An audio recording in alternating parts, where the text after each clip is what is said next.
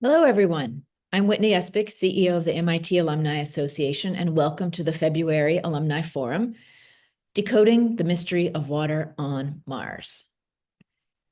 Mars has long fascinated scientists searching for signs of past life. Recent research has uncovered new clues, and we're going to hear about that today. Scientists have found evidence of an ancient climate shaped by lakes, rivers, and possible oceans, yet much of the water has disappeared. Today's forum will explore potential insights to help solve the mystery of Mars. Our featured speaker, Assistant Professor Gaia Stucky, studies planetary surfaces to discover how they are formed and transformed by atmospheric effects, asteroid impacts, and geological activity.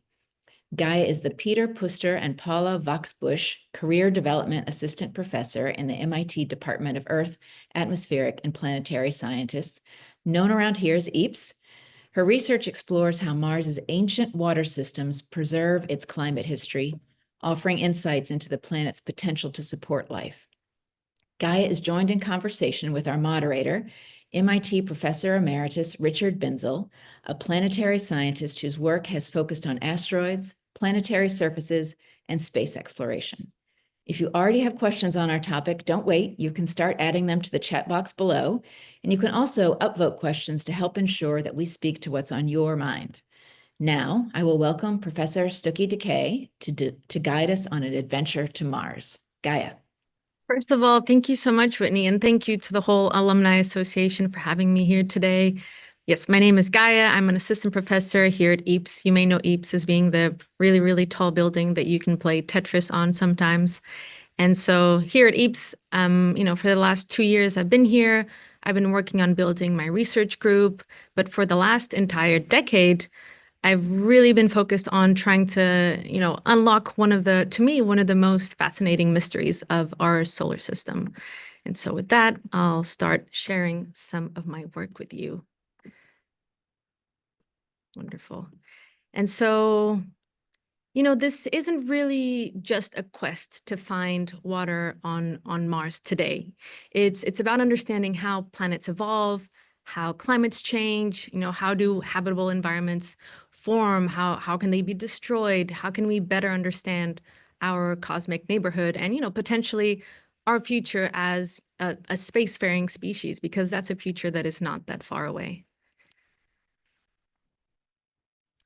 And so to give you a little bit of some structure, this talk is going to be split into these three main sections. First, I wanted to give you a little bit of background on what's going on Mars, just to help get everyone up to the same level, up to speed on the state of the field. And then we're going to lead into some of the recent work that I've done and that we've done to understand, what's going on with the water on Mars. And we're going to focus mainly on one project just for the sake of time. But finally, at the end, I do want to give you a little bit of a sneak peek into, future directions and some of the really exciting work that my group has been doing. So, for a bit of context, I wanted to talk about the overarching question that underpins the research that I work on and that my group works on, and that is, how do landscapes form, evolve, and decay over time? And so this is one of the primary ways. One of the primary ways to do this is through the study of hydrological processes. And so the reason for that is that you have these rivers, which they essentially act as these physical tape recorders, and we can use their shape or their morphology to actually quantitatively solve for controlling processes. And so I've listed some here, some of the big driving processes. You may be familiar with them, but we have erosion or climate forcing happening on top of the river that works to kind of destroy or bring our landscapes down. And then we also have got underground forces such as tectonism that causes uplift that can bring our landscapes up.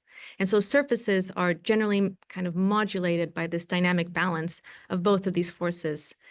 And this specific subdiscipline that I work in within earth science and planetary science is what we term geomorphology. So, I spend not only a lot of time looking at images and data from landscapes or from all sorts of planets, but also I occasionally have to go grab my, best waterproof shoes and go and collect the data myself from some of these aquatic systems.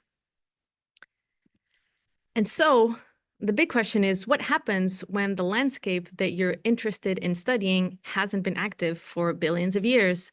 And even worse, you're actually not even allowed to go see the system you're working on because, unfortunately, the funding for field trips to Mars is not quite there yet. As you can imagine, those are the two big challenges that we're facing when we're trying to decode Mars's really complex landscape and by default, its ancient climate.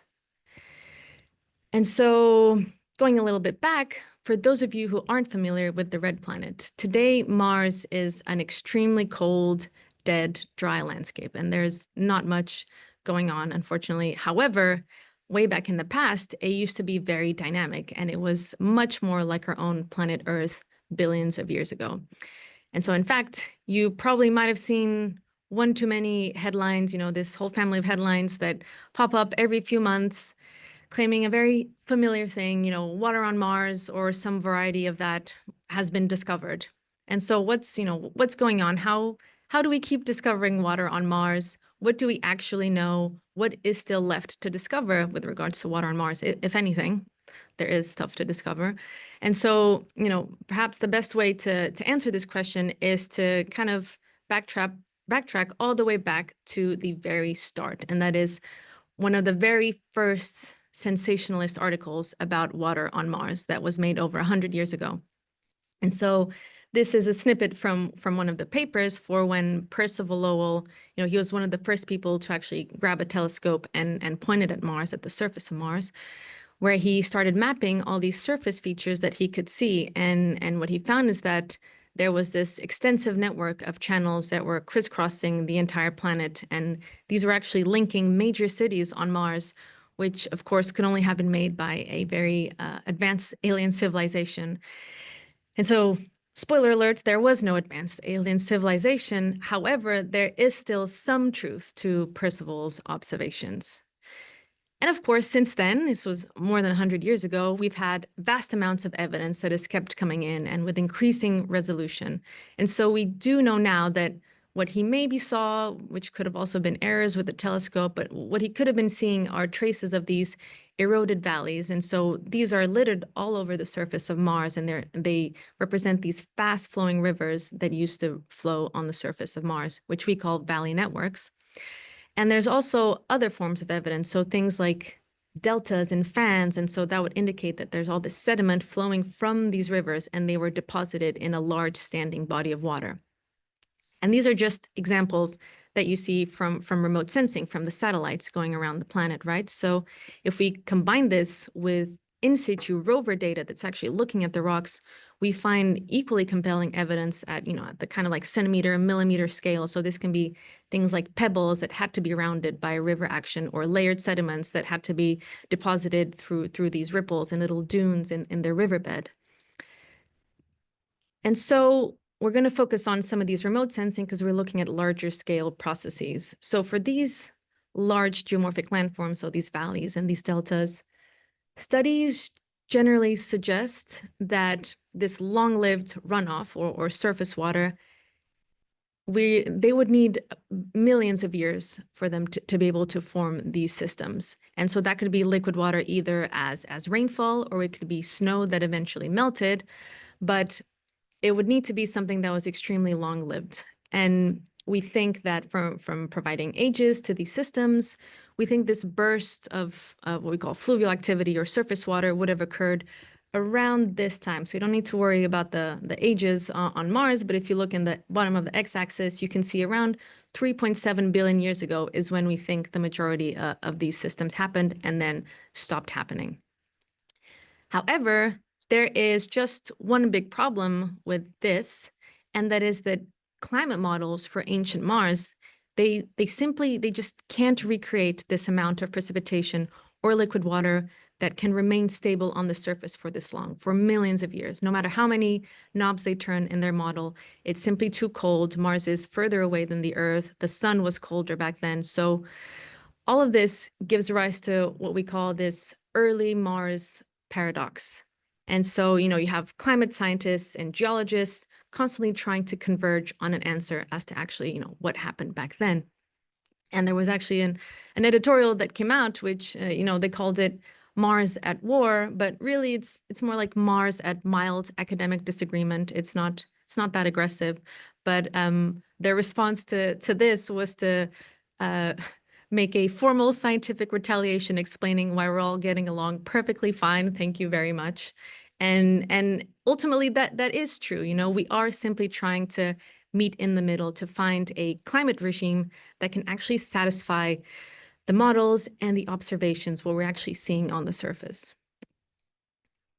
And so, you know, there has been progress. So one of the ways we have reconciled both is by suggesting that, okay, well, maybe this wet period, you know, at 3.7 billion years ago, maybe it wasn't continuously wet and favorable the entire time, but maybe it was, you know, it consisted of these smaller interspersed wet episodes throughout. But in order to actually, you know, verify or quantify the feasibility of this scenario and, you know, fix this big chasm in between the climate modelers and the geologists, we do need better constraints on what this actual episode could be, how long it could be, how much water it could deliver. And so how do we get these constraints? Well, that segue kind of leads us into the second part of this talk, where we can actually get into some of the nitty-gritty of the science as to how we can constrain this. So if we zoom into Mars's surface, this is a region called Arabia Terra, which is famous for having lots and lots of valley networks, but also lots and lots of paleo lakes, which is when water would accumulate inside these craters. Now I'm going to show you how, well, first of all, how do we know these are lakes? And second, how can we actually use these to quantitatively constrain water on the surface of Mars? And then, of course, probe this ancient climate, find out what was going on back then. And the question we're hoping to answer with this investigation I'm going to go through with you is how much water was available during one of these favorable climate events, so one of these discrete episodes where water was delivered on Mars. And so to show you how we can answer this question using lakes and valleys on Mars, I'm going to use a slightly, perhaps silly analogy, but it's a very effective analogy that hopefully will make you understand how we do this. And so imagine you own this big piece of land. Maybe you're a farmer, or maybe it's a very big yard, and you want to find out how much precipitation there is in your field or your yard during a wet season. And the problem is you don't have much to work with. And actually all you have in your shed is a bunch of bathtubs for some reason. They all have different shapes and sizes.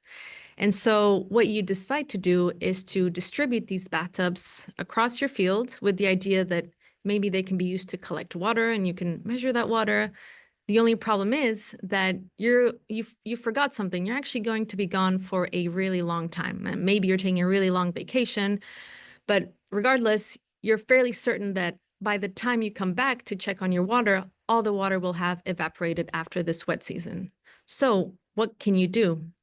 Well, you have a secret weapon, which is a big pile of rubber duckies that you got when you bought all your bathtubs. There was a promotion and you got an equal amount of rubber duckies for each of your bathtubs. And so what you decide to do is to place a single rubber ducky in each bathtub like this. You then go away on your holiday, carefree. The wet season happens. Now it's been and gone. You come back, everything is dry again. You go check on your bathtubs, and then you find something strange. Some of the rubber duckies are still inside the bathtub, and some of the rubber duckies have escaped the bath. So the way you interpret that is that for the duckies that are outside of the bathtub, the precipitation must have been such that the entire bathtub, it filled up, it overflowed, and that allowed that floating rubber ducky to escape, right? And then conversely, the contained duckies that are in the bathtub, the precipitation in that area, in that region, was not enough for the ducky to escape. And so you can kind of split them up into these two groups. And so then all you have to do is to measure the sizes of these bathtubs, the volumes, and then voila, you have a technique for figuring out how much precipitation your field or yard gets during a wet season, even though you weren't there at all. But how does this apply to Mars? Well, as it turns out, we are looking at a very similar scenario, except of course, instead of bathtubs and rubber duckies, what we have are basins and valleys. And instead of being gone for just an annual wet season on Earth, you're actually gone for much longer. You're actually gone for millions or billions of years, long after the cessation of Mars's wet climate. So, talking of Mars lakes, this is an example of a hydrologically closed basin on Mars. And so what that means is that all of the valleys, they flow in, as you can see here, but there's no valleys that flow out. So it's a closed basin. Then there are also hydrologically open basin lakes on Earth, like this one that you can see here. So even though there are inlets allowing water to flow in, there's also an outlet canyon that you can see here. And so what happened there is that the basin filled up to the top, it overflowed with water, and that water caused a big catastrophic flood that allowed the basin to drain. So it eroded a big canyon and all the water left. And so to kind of relate back to our analogy is that the presence of that outlet is the same as that escaped rubber ducky. So we know that that basin had to fill up. And of course, for the closed basin lakes, that means the rubber ducky is still in there. The water never filled up to the top. Fortunately, we have a huge database of ancient basins, ancient lakes on Mars. So we have, for the ones that are fed by rivers, we have about 100 of them. And around half of them are open and half of them are closed, which is a great data set to work with. And there's probably many more, but these are the ones we have now. And so, as you can imagine, by simply measuring the morphologies, we can combine this with what are termed hydrological balances, which I'll go through in the next few slides, to actually calculate what the amount of precipitation was during an ancient Martian wet season. And so for this, we need these three key measurements. We need the area of the lake, the area of the watershed, which is where all the channels are that are leading into that lake. And then you also need the actual lake volume, so kind of like the lake, the volume of your bathtub. And then one important thing to note is, and this we'll come back to this, this is important, is that for open basin lakes, that measured lake volume, that volume of this basin that we can measure with elevation data, with our remote sensing, that is a minimum volume of the lake, right? Because we know that the entire lake filled up to more than that volume. So this volume that we can measure here is a minimum lake volume. For closed basin lakes, this basin volume that we can measure here, that's actually a maximum volume because we know that the lake never overflowed. So the water never reached the top of that volume, that basin volume. And so this will come back into play later. So I talked a little bit about these hydrological balances, and I'm going to show you how we can actually constrain this precipitation using just a little bit of math. And what I'm going to do is take you through these. So these hydrological balances, all this refers to is they're a standard set of conservation equations, kind of like a mass balance. It just represents the amount of water that enters and leaves a bounded hydrological system, whether it's a bathtub or a Mars basin. And so in a simplified system like this, we have some precipitation rate, P, that is incident on the watershed, which is AW there, on the lake and on the watershed. And then we assume that the water is just flowing on the surface, forming runoff, following topography, and it just ends up on the lake, like you can see here. And so that means we can actually express this lake filling rate, which we call QL, as the product of the precipitation rate and that combined area. And so that is just a volume over time. However, we are more interested in total amounts, not really instantaneous rates, because we're not there to measure instantaneous rates, right? We want to see what these total amounts were. And so what we do is to integrate this expression over some time period T. So T is like your wet episode, so equivalent to a wet season on Earth. And so what that gives us is this expression where the total lake volume is, you basically take the total precipitation and you multiply it by that area. And that total precipitation is now an amount in depth. And that's basically what we're trying to solve for. So that total precipitation. And we can measure everything else from the lakes, so we should be able to just derive that. However, there is one important process that we haven't mentioned, which I'm sure you've figured out, and that is, of course, evaporation. It is a lake. Evaporation would have happened. And so this could cause significant losses and change our expression to something like this. So incorporating that total evaporation term at the end. And so, because of time constraints, I don't have time to go through the entire derivation of how we figure out what ET or E is, but I can give you a sense of how we do this. And the idea is essentially to just, we can't figure out what a single value for ET is, but can we put some limits on what the evaporation could have been? And one way to think about that is, okay, let's consider the entire range of evaporation that's possible. Physically, evaporation could be just as large or larger than the precipitation, or it can be infinitely low, so an evaporation that's zero. However, we know that this first scenario, actually, that first scenario, it can't be true, right? Because the open lakes did overflow, so evaporation has to be less than precipitation. Another way to think of that is that, for these lakes, the input always has to exceed the output so that water can accumulate into that lake. And in fact, there's actually an expression for this ratio of precipitation to evaporation, which is called the aridity index. And that's used here on Earth to describe how arid a climate is. So the bottom line is that we can literally calculate these bounds of aridity index using the morphology, again, of these open basin lakes. And that allows us to get a range of values that we can plug into E to then constrain our hydrological balance.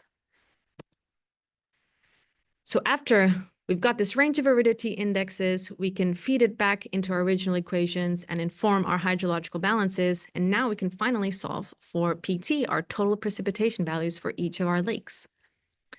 But just before we do that, remember once again that we have these two n-member volume scenarios, right? Because the open basin lakes, they give us a minimum volume, so we can only get a minimum precipitation from them, right? And so for that, we would use our most humid scenario, our most humid version of evaporation, just so that we can push that minimum to be an even lower minimum. And on the other hand, for closed basin lakes, because that basin volume is a maximum volume, we can only get a maximum precipitation. And so to push this into being even more liberal estimates, we put in our most arid scenario, so that value of aridity that we got from our open basin lake morphology. So we're basically just trying to push the lower limits down and the upper limits up so that they're more conservative or liberal. And so employing these regimes, finally, we can get our final expressions for precipitation that we can use to calculate this accumulated precipitation depth on Mars. And so we can calculate this for all of the open basin lakes, the minimum, and we can calculate the maximum for all of our closed basin lakes. So we get about 100 points on the surface of Mars. So what do these results look like? One way to look at them is using a frequency distribution plot. So here on the x-axis, you can see we have the total local precipitation calculated for each system. And then in the y-axis, we have the number of lakes in each bin. So precipitation ranges from centimeters all the way to kilometers here. And then remember, then when we're saying precipitation, this is basically an integrated precipitation depth in meters over kind of like a quasi-continuous wet episode for which there is surface runoff. So if we were to turn the tap on Mars and then turn it off, that's the time that we're looking at. And then a clear result that you can already notice here is that open basin lakes in blue and closed basin lakes in red, they have these distinct distributions with a very small amount of overlap. And so this actually shows that our values are self-consistent, right? Because open basin lakes give us a minimum and closed basin lakes give us a maximum. And in general, what this is saying is that the precipitation could have ranged from anything between a handful of meters to maybe a few hundreds of meters. So we've got a little bit of a couple orders of magnitude of constraint on that. And of course, because the lakes are distributed across the entire planet, what we end up with is this additionally a spatial distribution of the permitted precipitation on the surface of Mars globally, right? And so we can actually see which places seem to have more runoff and which ones have less runoff. And we can do that not only for the precipitation, but if you remember that aridity index that we talked about, well, we can actually calculate those for our open basin lakes. And so what you see here is this minimum global aridity values for Mars, and we can actually compare them to our very own planet. So these are the aridity indices at the same numerical values for Earth. And for example, here you can see that if you are unfortunate enough to be attending Caltech, you are probably living in a climate that is very similar to Mars. So somewhere between that hyper-arid, but mostly arid and semi-arid regime. And then finally, just to close out the second part with this, this specific project, I just wanted to briefly mention this new third type of lake on Mars that we discovered, which we term these coupled lakes. And so what a coupled lake is essentially an open basin lake that is connected to a closed basin lake. And so the open basin lake breaches, and that water flows into the closed basin lake through the outlet canyon. And so here's a real-life example of one of those on Mars. So you've got here your open basin lake with the inlets, and then your outlet, and then your closed basin lake here. And these are really amazing systems because now, instead of just having minimums and maximums for constraints for precipitation given by, open and closed basin lakes, we now actually get to have bounded constraints on precipitation because each hydrological system has both a minimum and a maximum within it. And so these are a lot of fun, and they really provide an important opportunity to kind of take in those climate models and test, well, can you make this amount of precipitation happen here in this location? Because this is what we're seeing from the surface record. And so this general type of work is kind of what characterizes some of my more recent contributions, which you can see here. They're very focused on actually placing numbers on the surface hydrology, helping us shape this understanding that the Mars hydroclimate was probably pretty intense. So we're talking large storms, very extremely fast flowing rivers, a planetary surface that was less so like Earth and probably more dominated by big floods and big storms that were infrequent, but likely left a really significant fingerprint on the landscape. And so going back into these headlines, when we're looking at these, like this new one that just came out, and so just now in January, there was a study that looked at Gale crater on Mars, and what they found were these ripples that had to have been formed by the waves at the top of a lake, suggesting that there was no ice, the lake was completely liquid, and you can do that simply by looking at some of the data we get from the rover, right? And so when you're seeing these headlines, it's worth remembering that the question isn't so much whether there was water or not. That part we already know. We know there was water. And so, what do we not know? What are the key pieces of the puzzle that are still missing even today?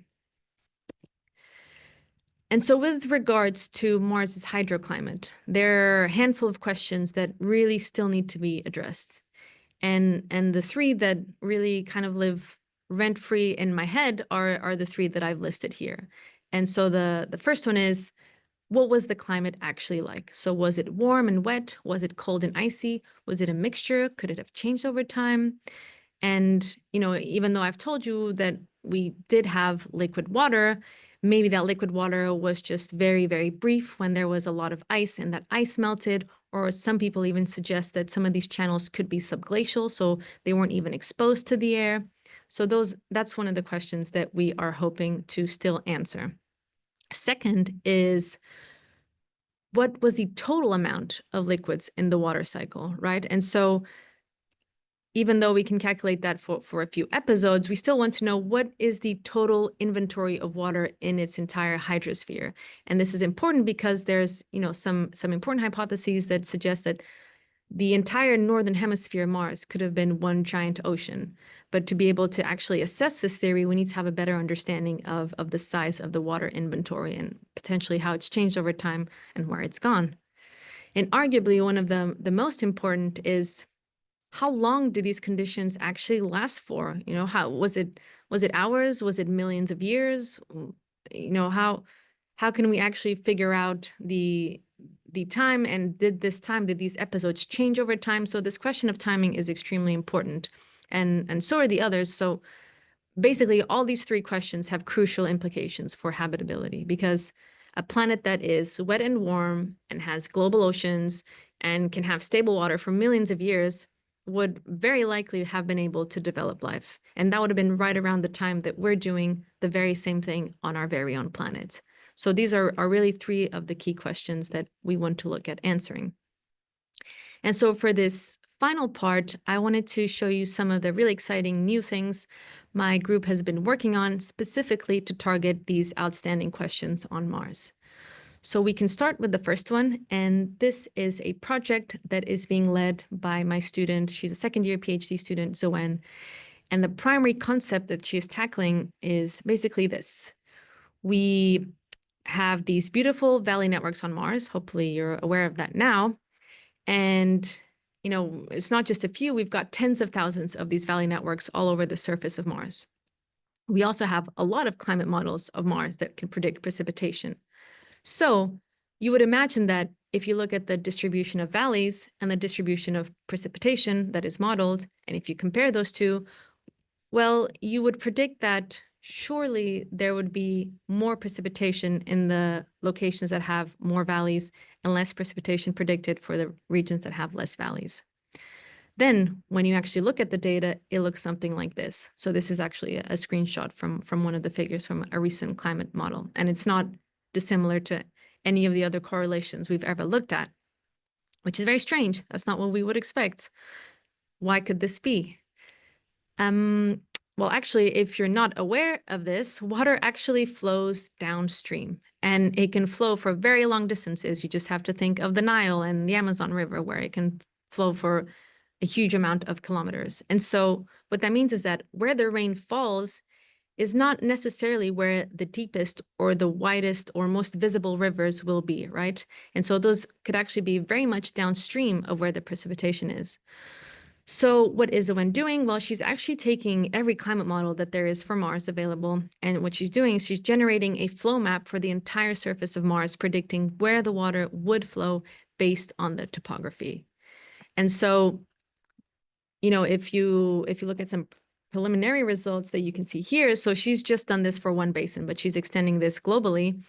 And then you compare the relationship between, okay, how much water is there at every point and how much erosion there is, you get a slightly nicer relationship. And this is just for one preliminary basin that she is extending to the rest of Mars now. But then your question is, well, how does this address the outstanding question of which climate model is correct? Well, the thing that we can do is that we can actually compare the fits of different climate models, right? Because for each climate model, there'll be a different set of predictions of where the precipitation is. So then we can compare that to where the actual erosion depth is. And so for a model where the predicted precipitation and the actual visible erosion is, and that relationship is a strong relationship, then we will know that that is an accurate model that actually predicts that, the geomorphic record that we're seeing. And so, stay tuned, because we're very excited about Zoen's work, and it's likely to yield some really, really exciting insights. And then we have Grace Fanson. She is also a second-year PhD student, and she's also investigating valleys on Mars, but through a slightly different lens. And so one of the ways in which people in the past have constrained water amounts on Mars, which is what she's trying to address, is by taking you take the eroded volume of the valley, and you assume that there's a proportionality between how much water is needed to erode a given volume of rock. So if you've got a deep valley, you can convert that empirically into a volume of water that was needed to carve that. However, there is a very important process that has happened on Mars that usually isn't considered in a lot of these estimations. And as you can see here, that process is impact craters. So for 3 billion years after these channels were formed, it's very likely that many of these craters actually obscured a lot of the ancient valleys, which we simply can't see anymore. And so it's extremely likely that our current estimates of the water inventory on Mars are extremely underestimated. And so what is Grace doing? Well, what she's doing right now is she's running these forward models of landscapes to see how do impact rates and impact models actually destroy evidence of valleys. And so I'll show you here some of her preliminary simulations. And you can see that, you've got your pre-impact surface at the top and your post-impact surface at the bottom. And you can see that there is a great deal of resetting. So it's very likely that we're losing a lot of information. And so Grace's next steps is to try and back calculate this. How much water on Mars are we actually missing? And so she has just submitted a proposal a NASA proposal. Actually, all my students have just this week, but the title of her proposal is quite fun, and it's called the Case of the Missing Water on Mars. And so we're also really, really excited to see what these results will yield quantitatively. And then finally, we move on to my third student, PhD student, Shalan. She just started this year. And Shalan is going to instead be spending a lot of her time looking not directly at Mars, but instead Earth, ironically, to help answer some of the questions on Mars.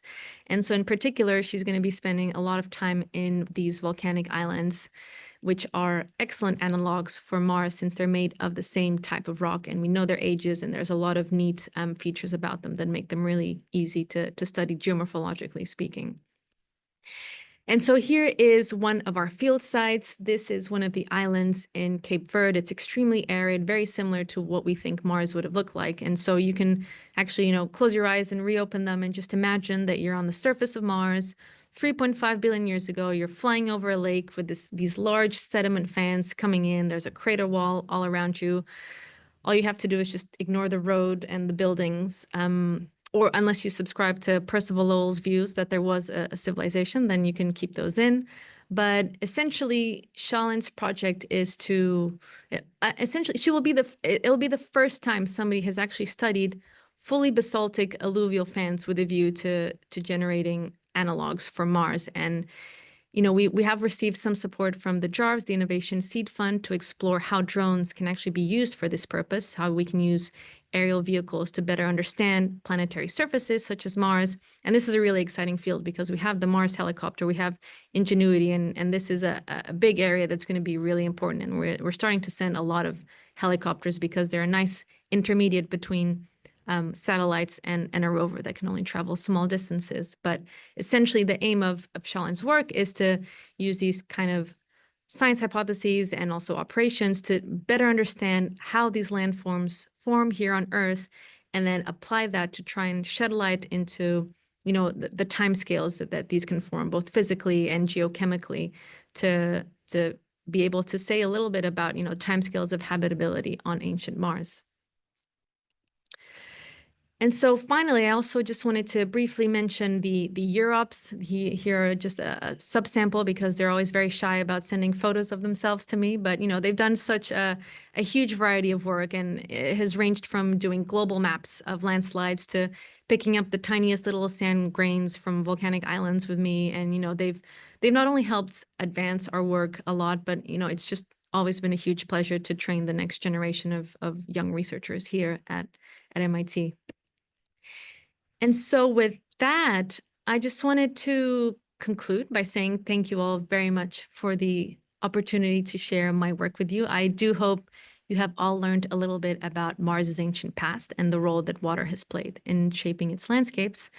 And, just to say that the work continues, in particular, this quest to understand what Mars can teach us about habitability, about our own planet, about the solar system, and much more. This is a journey that's really only possible because of this, extraordinary environment here at MIT. And every day I'm reminded of how privileged we are to work with such brilliant students, these world-class resources. And of course, your support helps us bring this next generation of scientists, bring them forward, support them, inspire them, and help them tackle all of these mysteries of planetary exploration that are going to be important in shaping humanity's future. And it's a future that is very close. And so, yeah, I'd be happy to answer any questions you might have about our research. And with that, I would also be very delighted to welcome today's moderator, Rick Binzel, to join me. And Rick happens to have an asteroid named after him. So I just thought that was pretty cool. Hey, Gaia, great talk. Thank you so much for bringing us all along on this adventure and stimulating our curiosity, which is, what MIT is all about. I've been doing asteroid work for a long time, and over time, places like the International Astronomical Union decides they like you. Maybe they like you more than they like Pluto, but that's a different talk. We have so many questions that have come in because your talk has been so intriguing. And so I'm going to try to dive into these, might combine a question or two. And Great. but here we go. The first question is, how do we know that the fluid is water and not CO2? That is a great question. So to kind of figure out what fluid is doing what on each planet, you kind of have to look at a few checkboxes you need to hit. First of all, you need to know that that fluid will be fluid in that state, in that temperature, in that pressure. Water hits that, not now, but it did before when Mars was warmer. CO2 could potentially in some circumstances. The other one that checkbox that needs to be hit is that you need to have enough of a cosmic abundance to have, you know, an entire ocean of water. And so we know that Mars is actually in the location where you'd predict there to be the most water. Earth is actually probably supposed to have less water than Mars. So we do know that there should be a lot of water where Mars is. So that ticks that box, maybe less so with CO2. And so it's just a question of those two. And then there's a third one, which is, can that fluid perform the actions that it's doing? And the actions are to erode a landscape. Could liquid CO2 erode basaltic rock such that it would form giant canyons? And so that's looking at, you know, the density of the fluid, the gravity of the planet, the actual hardness of the rock. And so if your fluid checks all those boxes, it could be that.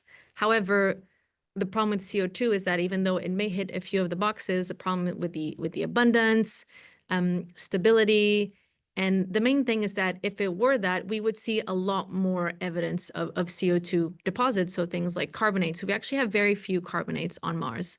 And so, you know, in the beginning, we thought that a CO2, you know, of course, it was easy to make an atmosphere on Mars. We just pump it with a CO2 atmosphere. That's what it had, surely. But we know that's not true because, first of all, where are all the carbonates on Mars? They would have been deposited on the surface.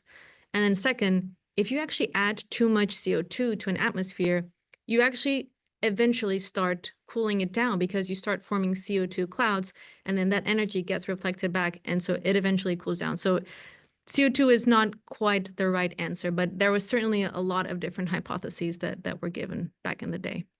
Are any of the erosional features, you know, V-shaped? Do we see any glacial, more U-shaped glacial kind of landforms? Absolutely. That is a great question. And you can see a very clear trend as you go towards the poles, the valleys change a lot. So we see a lot of V-shaped valleys, which we think are more the fluvial valleys. Like, you know, when you go to the Alps, all your valleys are V-shaped. And then when you move to somewhere like Iceland or Norway, you get more of the U-shaped valleys that suggest glacial action. And so the same thing happens on Mars. So I, a lot of times, will take my valleys and I will delete all the valleys that are at 45 degrees or more closer to the pole, because all of those were very likely formed by probably a mixture. It's not that they were just glacial, but you do have to be very cognizant of that because absolutely glacial processes were very dominant on Mars, and it's very hard to differentiate the two, but U-shaped valleys are definitely something that happened on Mars. Here's a somewhat related question. When you see an inlet and an outlet, how do you know which is which? Which is the inlet, which is the outlet? Yeah, of course. Sometimes not that easy, and I have seen them confused in maps, but luckily we have extremely high resolution topographic maps of Mars. So you will be able to see, even if you like trace a line or if you draw like basically make a map and get all the elevation, the inlets will, if you have your lake surface here, the lakes will have an elevation that leads into the lake, and then the outlet has to go downhill. So water always has to go downhill. It can't go uphill. So if the valleys are going like this into the lake, they're inlets. If they go like this, then it's an outlet. And so you just have to be very careful with your elevation to see which way the water would have flowed in that time. Can you speak to some of the remote sensing capabilities that are on Mars that are helping address this? And then related, if you could then now bring a new instrument capability to Mars, maybe even yourself, Yeah. what would you bring and where would you go? Absolutely. I think so we're at a stage now where there's this big spectrum of what we have on Mars. And so at or not just Mars, for any surface really currently, including the moon, but we have remote sensing. So we have satellites, and those are amazing because you can get global data, you can get really high resolution stuff, low resolution, but essentially you can image the whole planet. And that can give you so much information about global scale, large scale processes. And then you've got the other end of the spectrum where you've got the in situ rovers that can give you information on this tiny little grain size that you can see here. And then it can move maybe 1 more meter and then take a picture of another grain. And so both of those are great because they answer very different questions. We can combine, oh, I know this is a lake from remote sensing, and now I know that it has this grain size here, and grain size is really important to figure out, how fast rivers are, how much water there is, and look at the geochemistry as well. However, it's a spectrum, and the entire middle part of the spectrum is missing, right? So in terms of capabilities, I think what's missing and what's really coming next in the next generation of planetary exploration is filling in that gap. So how can we bridge the gap between looking at a grain and moving, meter by meter, and looking at the entire globe? And the answer to that, which is something that we're already moving towards and already testing a lot, is helicopters or drones or any sort of aerial assets. And so we have Ingenuity on the surface of Mars, which has been kind of like a little test to see if, are our models of how helicopters work correct? Because we don't want to send a science helicopter and all our models are not correct. It is correct. It's flying well. We're all very happy with it. And so the next step is to actually send drones or any sort of a flying vehicle where the atmosphere is thick enough, right? That's the only constraint. And so I think especially for hydrological systems, I know that any subdiscipline will say that helicopters will benefit them, but there's this big issue with hydrological systems because we keep sending rovers to the end of the river. And so we keep looking at these sand grains, and so we can say, oh, look, we have a sand grain of this size, and we can see these minerals and this geochemical signal, but we have absolutely no idea what happened at the source. So we can't actually say what the entire process that happened was because we don't have the starting condition, right? It's like looking at the final product or, the end of a book. You don't know how it started, so you don't know what happened. And so to be able to really make progress on this paleoclimate stuff on Mars, we need access to, that in between, like actually being able to look at the end of a river and then travel all the way up to the top of the river and to characterize, okay, well, this is the rock that began, this is the rock that it ended up with. So, we can say this temperature was true, this pH was true, this amount of time can be true. Of course, it'll be a complex interplay of all these parameters, but that would actually go a long way to answering a lot of these outstanding questions. And so, it can be a drone, but it can also be a little Mars astronaut who just, is walking up and down, collecting that, because that's what we do in the field, right? That's provenance studies. It's sampling different locations along a river to really understand how it's linked to the hydrology. Are you ready to volunteer? Yeah, sure. Why not? There's a question online about groundwater. How does groundwater come into play in terms of your calculations? Absolutely. That's a very, very important question that I rarely have time to work on in presentations, but I'm very happy somebody brought it up because groundwater is not something you can just ignore on Mars. It is something you can breeze over because of time, but it's definitely something that I'm very happy to talk about. And there are many ways to answer that question, and the bottom line is that yes, we do consider it, but in many different ways. First of all, is that the study sites we look at, we try to focus on rivers that only have valleys that we can see flowing into them. So there's actually lakes that have an outlet, but they have no inlet, which are really weird. How can you get water flowing out of a lake, but not water flowing in? And we think those are actually groundwater dominant. So those were probably filled in with water coming in through springs in the crater walls. So first we focus on the ones where there's very clear evidence that water was flowing on the surface into the lake. That's step one. But step two, you could argue, well, okay, but you can still have losses. Like the water can still percolate through the rock in the watershed. It can even percolate under the lake. So how do you, can you find out what those numbers are? And the answer is yes, absolutely. So what we do is we try to find similar rocks on Earth. So, there's a place in Idaho that has these fractured basalts where they actually measured the rate of groundwater loss. And so, that could be a good analog, and you can put those rates into your calculations and see how do they change those numbers.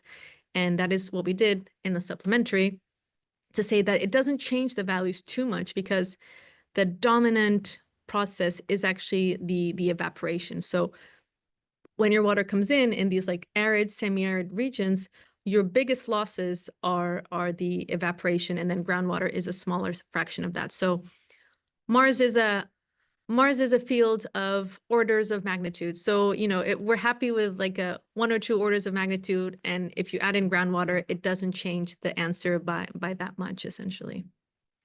So a couple of questions related to the time period for when this water may have been there, or this water was there. And then how much would tectonic activity, or how much tectonic activity on Mars would have affected Yes. any of these evolution, any of these landforms?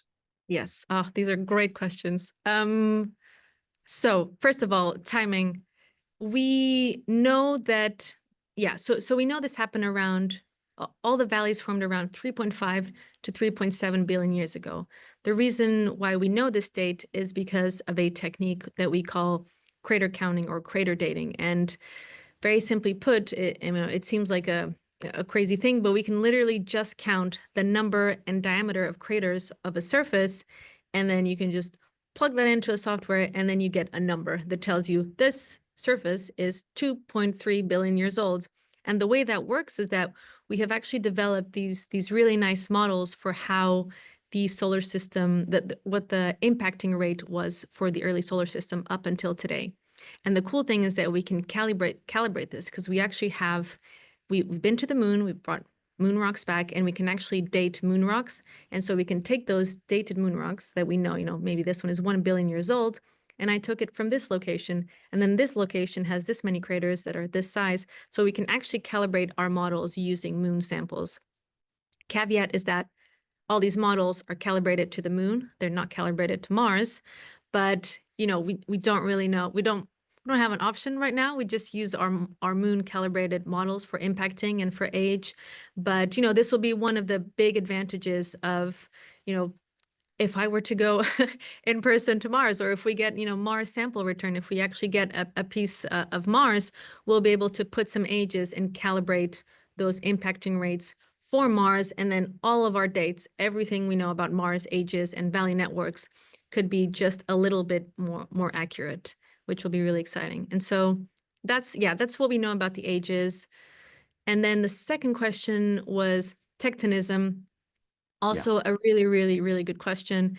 And so Mars, did it have tectonism? Absolutely. Did it last for a very long time? No, it did not. Mars is very, very small, so it cooled much faster than the Earth, and probably for a variety of factors that we don't even know which one occurred first or which one affected which, but Mars did cool very fast. And so you might know that, we here on Earth, we have a warm interior, we have a molten core. Mars does not have a molten core. It's actually all solidified.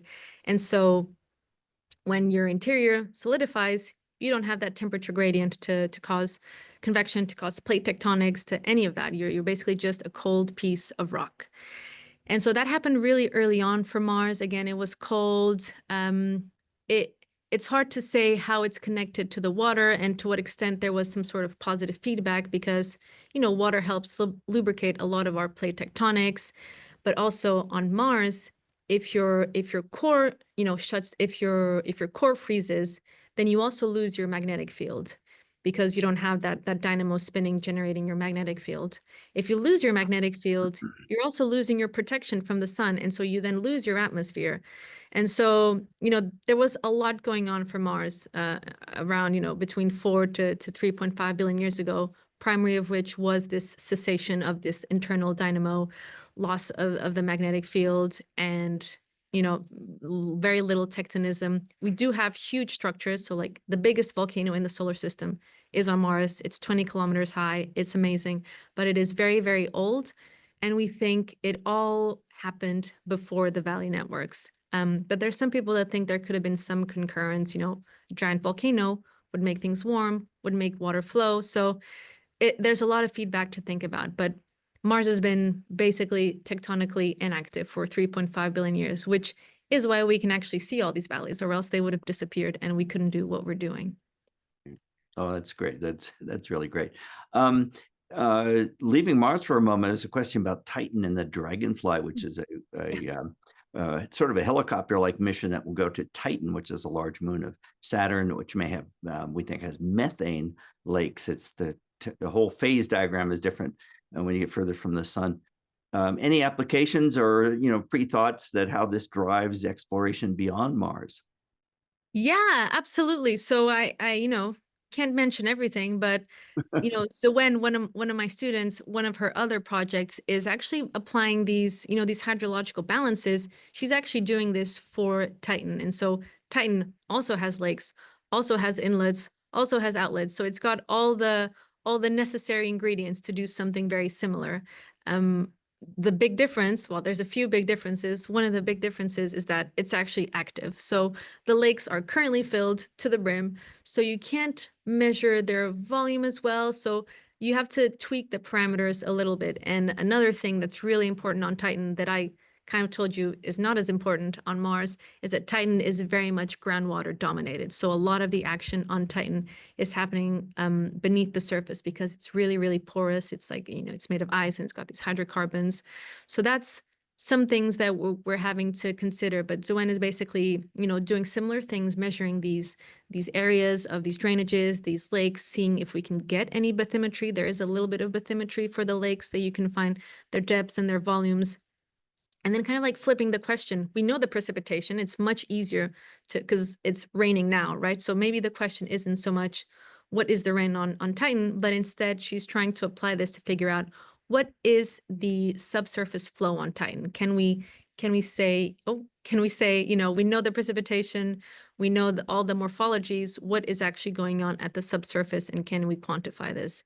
And so, Titan is super exciting. It's very similar to Mars in that sense and Earth, but it's a very alien liquid and surface. And the data that we have for Titan sometimes precludes us from doing a lot of the similar analysis just because of how not good the data is. It's very far away and it takes us a long time to get there. But certainly with Dragonfly going there, and we're going to get a lot more constraints on surface composition and processes. And it's going to Stealth Crater, which will tell us a lot about deposition of sediments and organics. So there's definitely a huge amount of Titan science that's going to come out in the next few decades, which will also be really exciting. So we're going to wrap up, but when you talk about Mars, the question always comes up. Do you know Elon Musk? Do you have any connection to the ambitions for Mars that come out of SpaceX? I mean, I do not know him personally, but I'm very happy to send him an email and ask him for some funding requests to go to Mars. And there's just certainly a lot to do, and a lot of people like Elon Musk are happy to support planetary exploration. It's definitely going to be one of the big advents of humanity in the next couple of decades. So, we're hoping to get as much support as we can to make this happen and to answer these questions and to go there to answer even more questions that we're going to get in the next few years. But yeah, it's definitely very exciting times. All right. Well, we're going to wrap up. We're out of time. Gaia, thank you so much for taking us all on a journey to Mars. But, that's just sort of the amazing thing that happens on the MIT campus every day. And it's been so great to hear about what your students are doing, because that's the generation that's going to go to Mars. May not be us, but that generation of students. So we're so glad to our MIT alumni and friends. We're so glad that we could bring you along as well on this amazing journey to Mars, and follow our curiosity as it takes us out beyond our own planet. And as we wrap up, I want to say thank you to the MIT Alumni Association for bringing us all together today. And again, on behalf of Gaia, myself, and the MIT Alumni Association, thank you for joining us today, and we wish you a very pleasant rest of your day. Goodbye.